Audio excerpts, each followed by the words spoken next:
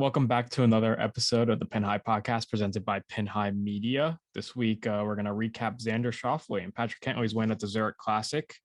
And there's a new event on tour, so we're going to preview the newest event, the Mexico Open, and make some picks and bets for that. Let's get into it.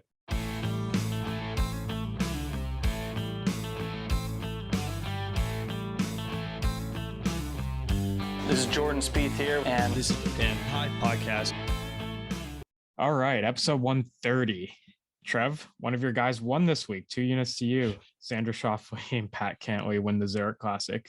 I thought we said that it's 25 units, or actually 34.15 to be exact. Yeah, go units. to the winner. Yeah, pretty great performance by them. Did they shoot a 59 on Thursday? I think they did. And then they just led wire to wire, which was kind of crazy. Yeah, no one really came close to them. 59, 68, 60, 72. I mean, those are some stupid numbers. They coasted the last round pretty much. And they won by 2 strokes. I think they bogeyed the last hole. So pretty crazy that they shot 59 and 60 and only won by 2 shots.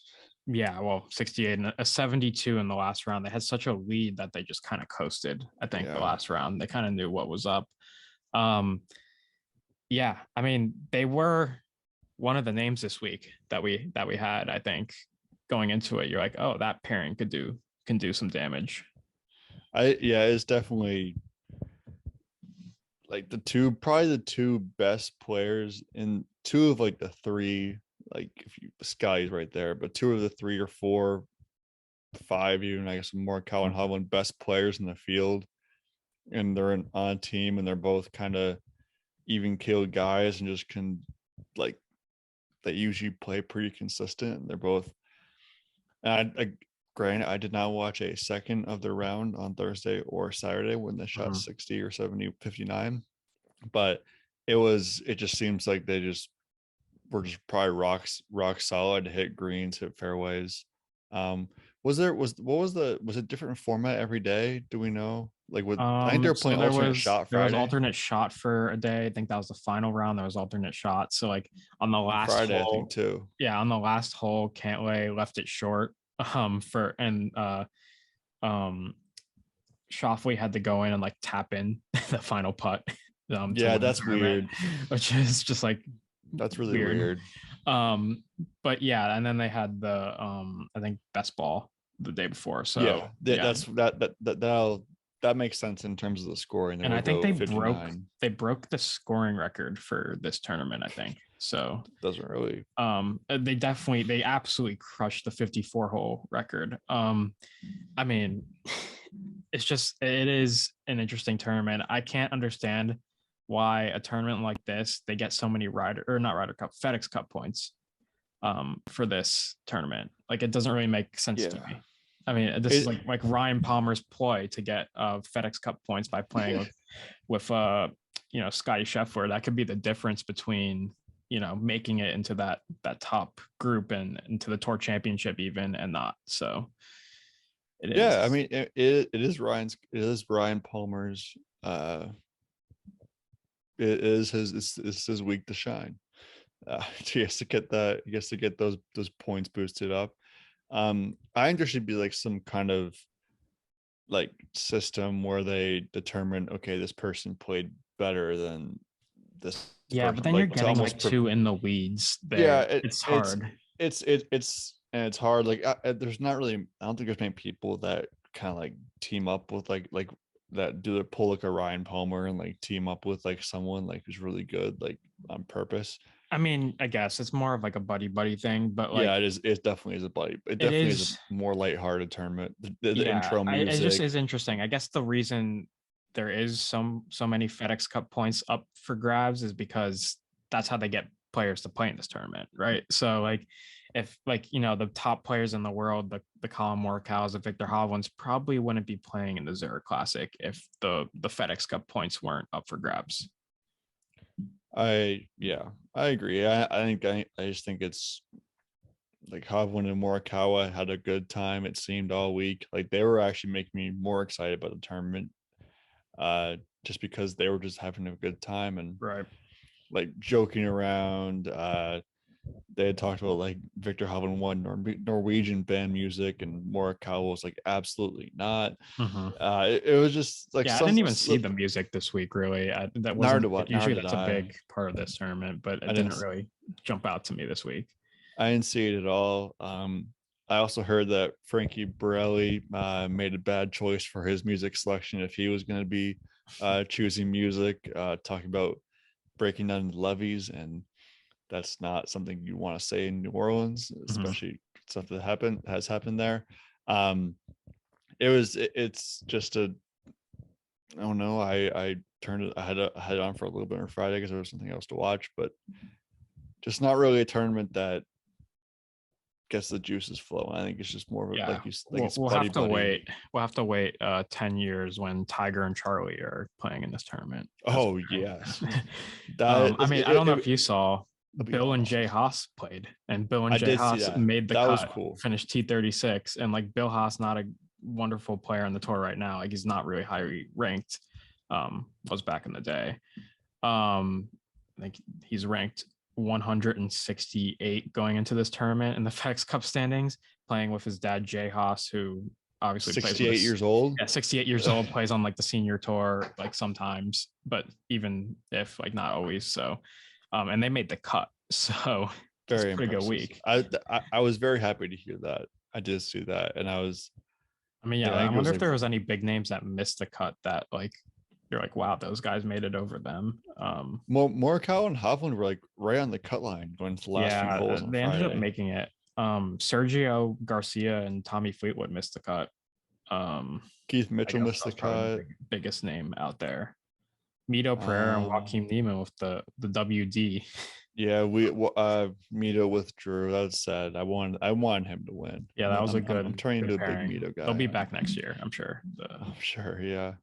Robert McIntyre missed the cut. Maverick McNeely missed the cut. Yeah, I mean, this is just like a weird tournament, but I guess like the one thing I want to like kind of mention, you had Schauffele, who hasn't had the best of years, I guess, and Cantlay, who has had a really good year.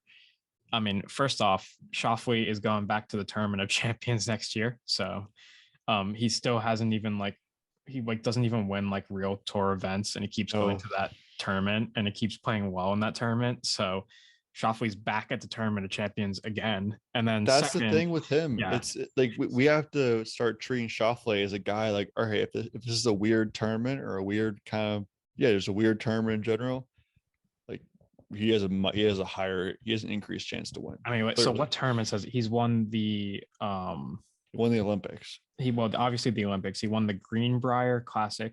He won the Tour Championship. The Tour Championship, which is a small field. The Tour Championship. He won a WGC, the HSBC Championship, which is another small field. He won the Century Tournament of Champions, small field, and now the Zurich Classic. So he's won like a bunch of small field events, and then doesn't have any like real regular wins. The only regular win he has is the Greenbrier, which is like not really a big tournament. That was his first PGA Tour win. And the Century Tournament, he's played in Century Tournament Champions like 6 times. And he's won twice in that span or something like that. Yeah, like I think he's played well in that tournament every time he's like teed it up there, which is interesting. And he's back again this year, so we're gonna have to pick him, of course. And he has like good major finishes and stuff. Like he has T3, a 5, a T7 in the US Open, another he's just like T5, T6. He's been really good in the US Open. He has a T10 finish in the PGA Championship, obviously in the Masters, T2 and T3. Like he plays well in the big tournaments, but and like a T2 in the Open as well, but he doesn't win them. Reading out these tournaments and hearing this tournaments he's won, is not like, and I still like Xander, but I'm like off the like bandwagon and pick him every week now because like as you just read, like he doesn't win anything. Like he wins these random tournaments that are like 30 players or team events or half the like a quarter of the good players in the world, and then like he doesn't win. He didn't win in Phoenix. He almost did. He hasn't won a major. He hasn't really don't think done great at the Players. He has one T2 at the Players, and then I think he's been cut.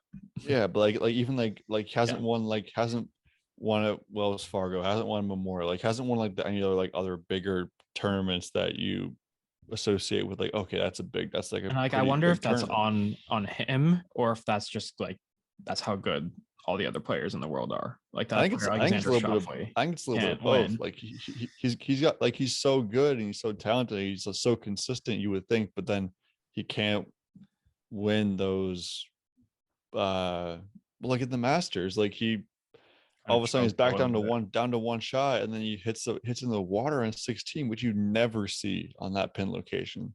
Never see that. I know, and it's disappointing. Yeah, I mean, so he hasn't had the best of years. Obviously, he had the T3 at the Phoenix Open, and even his not good year, he still has a bunch of top 25, 6 top 25s. Yeah, he's a mainstay. He's a mainstay. I mean, I guess the only thing I was gonna say is were people starting to kind of jump him in that President's Cup order, and does this tournament, him playing with Cantlay and just dominating, kind of make him a lock again for the President's Cup team because of that? I think he was a lock regardless, just because he's a good match play player. We've seen that at the Ryder Cup and President's Cup. But I think it's just I think he'll play well enough, even if he didn't win the tournament. I think he'll play well enough over the next however many months to qualify for that team. And then I feel you gotta pair these two together now when they play in the President's Cup, and the U.S. team just keeps getting better and better. They were together at the Ryder Cup. Yeah, they're paired together. So that's why they played together this week. They said they became friends during the Ryder Cup trip. Good. So this could definitely be a pairing to fear for the Europeans for the next 10 years or 15 years. It's crazy. I mean, whatever. Sam Burns and Billy Horschel finished in second place, and those are two guys on the outside. We expected that too, and we expected that as well. But those are two guys on the outside looking in. When it comes to President's Cup, Ryder Cup teams that played well this week in a match play tournament, in a team play tournament. So it would have been nice if they got the win, because then they would have been stating their case for making the President's Cup team. Exactly. I think Sam Burns will be on the team. Billy Ho, maybe he's played Billy well. He's a big in the NCAA tournament, first 4 out. He's a big first 2 out type of guy when it comes to these teams. Oh, but if he was in the last 4 in playing a playing game to get in, he would 100% make it to the Final Four. Could you imagine if they had a play-in tournament for the last 2 Ryder Cup spots? Sick. And it's a match play. It's pretty much the Dell match play, but it's I don't know, 10 Billy Horschel would be on every single Ryder Cup team then. Yeah, because he would have won that tournament. His way in. He'd play his way in and then go 5-0 in all the matches. Wow, I just came up with a great idea. PGA Tour. Yeah. Maybe even not PGA Tour, just US golf. Make that happen. I think it's the PGA of America. PGA of America, yeah. Yeah, it does Ryder Cup. So make that happen. That would be electric for because most of the time they're just playing for money or FedEx Cup points, which is it's fine. But you saw the WGC match play. It's exciting, but it's also not. But if these guys are playing for a spot on the Ryder Cup team, that'd be insane. They will be interested. People will be interested to watch that. That's for sure. That's a good idea. Anything else from this tournament this week? I don't have anything else. I don't know what's next in agenda. I'm just looking at golf news, but it's I know Tiger and Phil are reportedly in the field for the PGA. Yeah, so, Phil confuses me a little bit. Obviously, he's the defending champ, but he hasn't played. He didn't play in the Masters. He said that he's in for he asked for permission to play in the first LIV Saudi golf event. He did? Yeah, asked for permission for his release for that, which is I think when did he ask June, that? This week. It was in the same thing as Robert Garrigus. Yeah, as it was in the same letter that he wrote for trying to compete in the PGA. Yeah, so that event is in London on June 9th. So that's after the PGA. So he requested his release for that, but he also wants to play in the PGA. So As he that's should. going to He's be interesting. defending champion. He should, but like the PGA is the one that he would least likely be playing in because it's the PGA Tour versus the LIV Saudi Tour, whatever they're calling it. Well, no, the PGA is not run by the PGA Tour. It's just run Yeah, by the but like it's still, run by I the feel like the PGA of America. America with the PGA Tour would be like closer than like the Yeah, USGA versus that's PGA true. Tour. Yeah, it is interesting. I'll be keeping an eye on that for sure. And then I guess next, I don't know if you saw the video of Bryson hitting with one hand because he has like he was swinging with one hand. So I don't know when he's gonna be back, but we'll see what he looks like when he comes back. I don't care when he comes back. Honestly, I've gotten to the point where all that stuff last year has become numb to me. Whenever I hear from him, He's gonna come back and he's win. Back, great. Like he's gonna come back and be vintage Bryson, and he's gonna. That's win. That's what like if he comes back and plays well, great. Like I'll care. But if he's coming back and like shooting 80 at the Masters or at tournaments, like, and like I just don't care. I don't need to. Like if he's back, he's playing well. Good. That's all I care about. Yeah. So that's pretty much all I got for this week. So the only other player I saw from as of right now, the Saudi or the Live Golf is Robert Garrigus. That's the only player. Yeah, and like I don't even know who that like really is. I've heard the name. Him. I mean, I think Jason Kokrak's rumored as He's well. A lock. I'm Kevin sure. Kevin Na was also rumored. Who some other guys. Kevin Na. I'd miss Kevin Na if we lost him, but like I also would probably watch the other golf tour too. I mean, it'd be I would I'd tune in to see what it's all about. Yeah, I would tune in. Like we don't know anything about we don't know what channel it's on. We don't know how we're gonna if we can stream it. Like we don't know how we're gonna nothing. Yeah, I'm sure we'll. I know nothing about this. All we know is that there's like this tournament supposedly happening this time. Some of these players are playing, but we know nothing else. Yeah, it is. It's like weird how little we know about this. How it's supposed to be going on in 2 months. There's like a tentative schedule. That's kind of all we know. Yeah, it's crazy. Wonder if the PGA Tour Netflix show plays out the drama for this. I don't know. Oh, I hope they better. I hope they do. Because I kind of got reminded of that this week because they were following Colin Morikawa around this week at the. Oh, good. So that's fun. Forgot about that. Yeah. So do you want to get into skins? Yeah. Well, last question. Do you think Tiger plays the PGA? PGA, no. I don't. I don't think so either. I think he put his name in the field, but I think he's kind of not the PGA, maybe the US Open. I'll give the US Open 50-50, and I'll give the Open 90%. I think the Open's a lock. I think unless there's a setback somewhere. That's why I say no. Yeah. I think he's kind of I would not be surprised if he didn't play. I think the US Open's a higher chance just after the Masters last month, I guess, or a couple weeks ago. Yeah. And then so but we'll see. Who knows? We might hear next week how we might be tracking his private jet to Southern Hills, Tulsa. So yeah, I know. We'll keep tabs on that. Somebody track that. I'm sure somebody's on it. Okay, let's get into skins. All right, so skins. We have a new tournament this week, the Mexico Open. Yeah, I don't know a whole lot about it, to be honest, but the field is not very great. No, at all. No, it is not. There's no other way to put it. It's just not. It's just a horrible. Probably one of the worst fields I've seen in a long time at a PGA Tour event. Yeah, I mean, honestly. I guess I don't know why, but it is what it is. I guess a lot of the players take their time off between the Masters and the PGA. So, and I guess the Mexico Open doesn't have a big sponsor yet, so there's no real draw.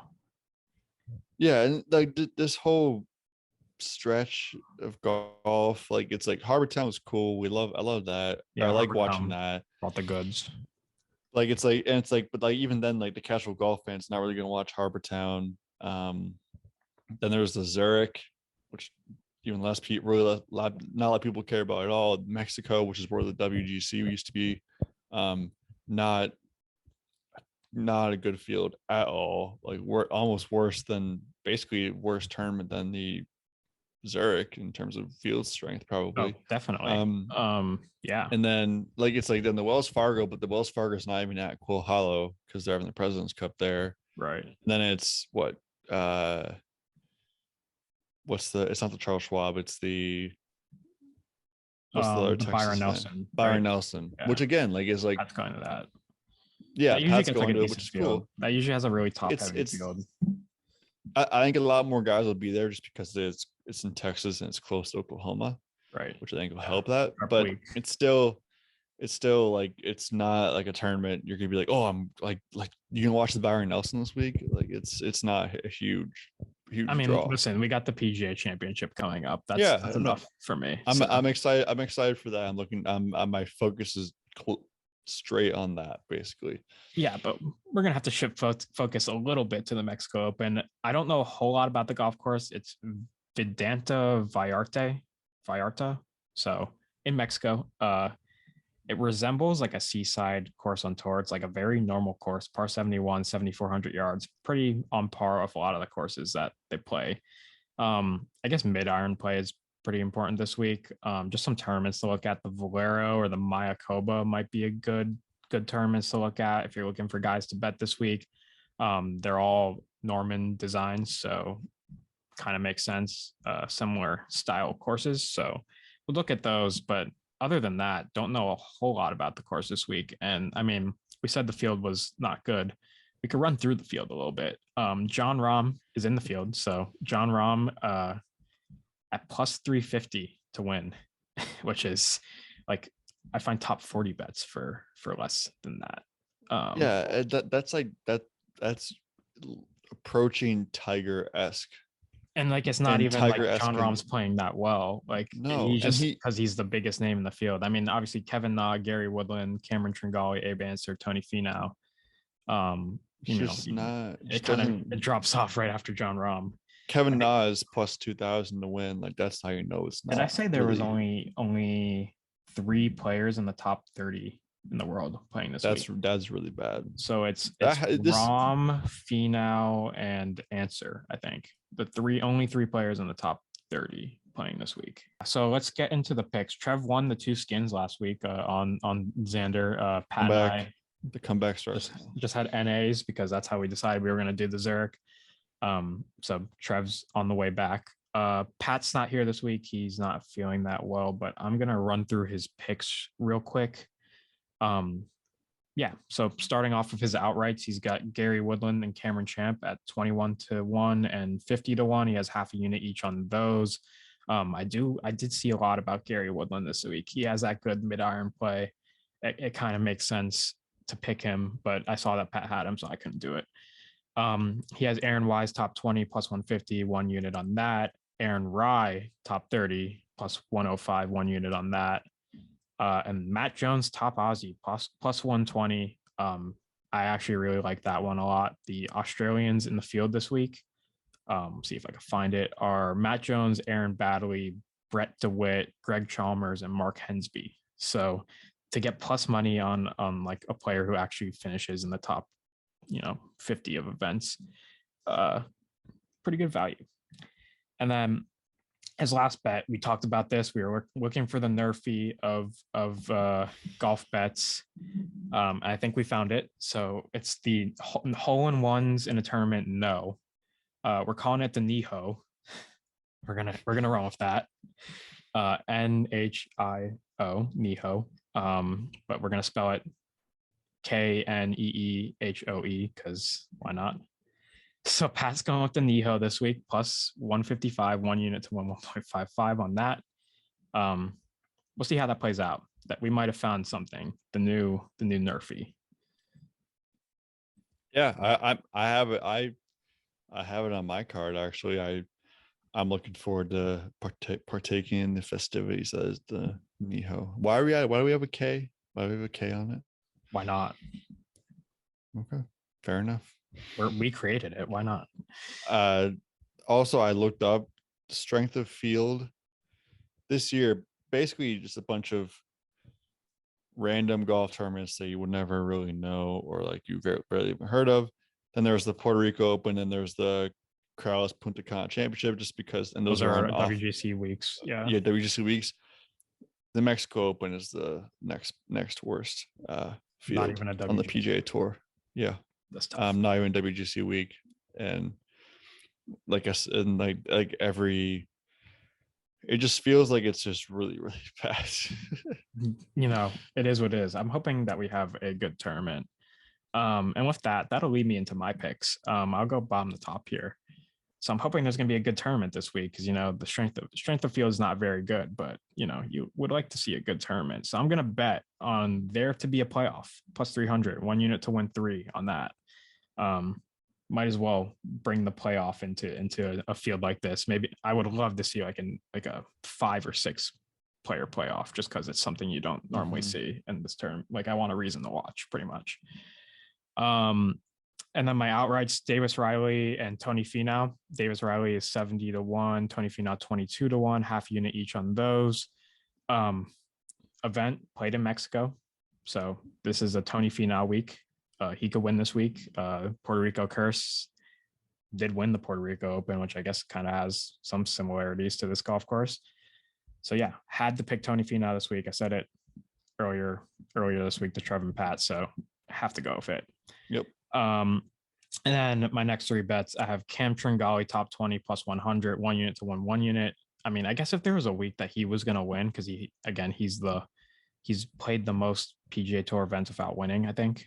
Is that what it is? Or has the most money? Yeah, he's made the most money in PGA Tour events without a win. You're right. If there was a week for him to win, it would be this week. He's like the second favorite in the tournament. So, but I'm only going to bet him top 20. Would love to see him win, actually. And then Cam Champ top 40. I have minus 125 on that. Pat picked him to win. I'm going to put 1.5 units to win 1.2 on that. He hasn't been playing the best, but again, he's a name and not a great field. So went with it. And then my last bet, Graham McDowell, top Great Britain / Ireland, plus 550, half a unit to win 2.75. I just like the value there. So I'm going to go with it. All right. I also have Tony Finau to win. He and Xander Schauffele seem to be the king of winning weird, obscure tournaments. Right. So in weird ways. So I'll go with him at 0.5 units. I'll go with Carlos Ortiz. He's from Mexico. I didn't want to go with Abe Answer at that low of a price, but Carlos Ortiz, 0.5 units as well. Then I'll go with Chris Kirk, top 30. Chris Kirk, Davis Riley, and Aaron Rai, all top 30.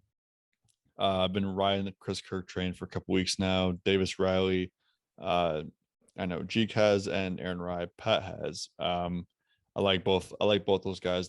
They seem to have been playing well recently. And again, this is not a tournament that a great strength of field. And if they play well at tournaments that have had better strengths of field, I like their chances this week for a top 30 bet. And then I'm going with the Niho plus 155, 1 unit. As I said before, I think I'm hoping to get it started. I'm hoping we go on like some kind of huge run here with the Niho, and it just kind of turns into a thing. Yeah, it turns into a thing. So I'm gonna ride that this week.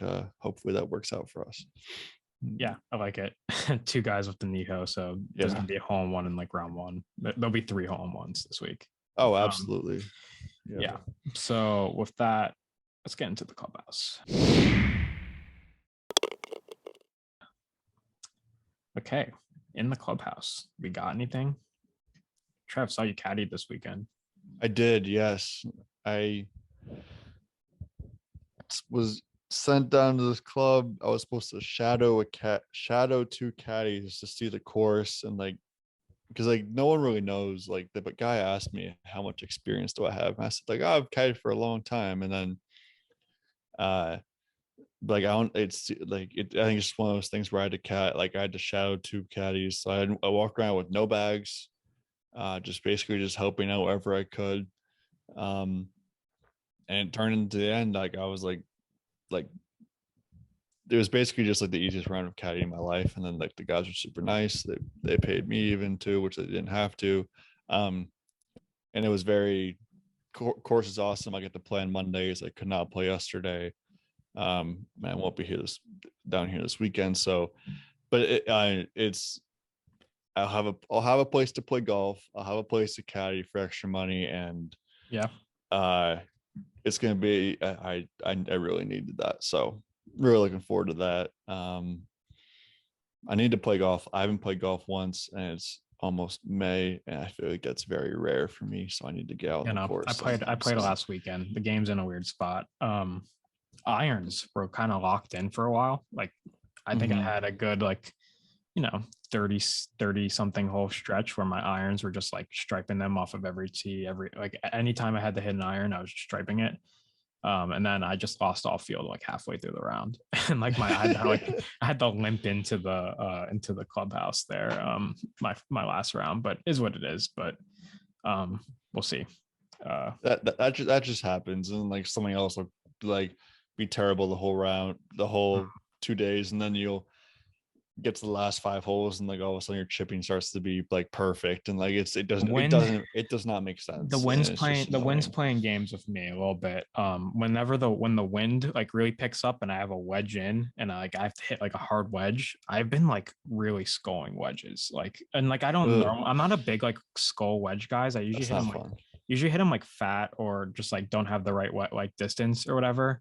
But like I've scored a couple wedges the last couple weeks because on holes where the wind has picked up, where like I was hitting a 100-yard shot and the ball went like 200 yards because I just like scored it. But it is what it is on that. But hopefully the golf game gets a little better as the weather warms up. I need to. It's beautiful. It's it was like 85 degrees like every day for like 5 days straight last week, and I went to the range I think twice, and it was just trying to figure things out, and I feel good. I just need to get out. You just need to get on the course somehow. There's a chance I go down to Sawgrass this coming month potentially for a weekend.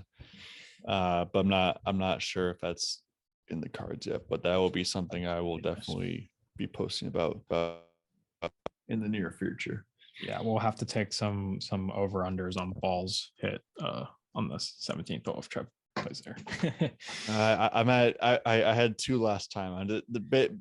It'll have to be set it at 1.5, right? We'll set it at 1.5, and then based off the lines at under 1.5 is probably plus 150 right now.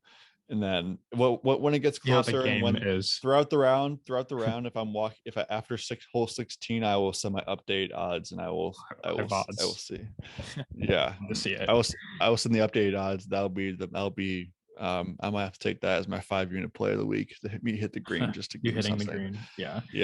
And I'll allow it if you want to put your units on you hitting the green on 17, as long as there's evidence that you've hit the green. All right, then I will. What we'll do is I'll let you know how I'm playing going into that, how many greens I've hit. Yeah, Pat and I will set the line, and then you set the line based off of that, and I will put, regardless what it is, I'll put all 5 units on the table on that because I want to hit the green. I need to gain more units, so I will do that. We'll allow that. That's a special exemption. I'll have other Pat who I'll probably be down there with. I'll have other Pat record me. Okay. Just so that there's proof. There's evidence. Yes. Okay.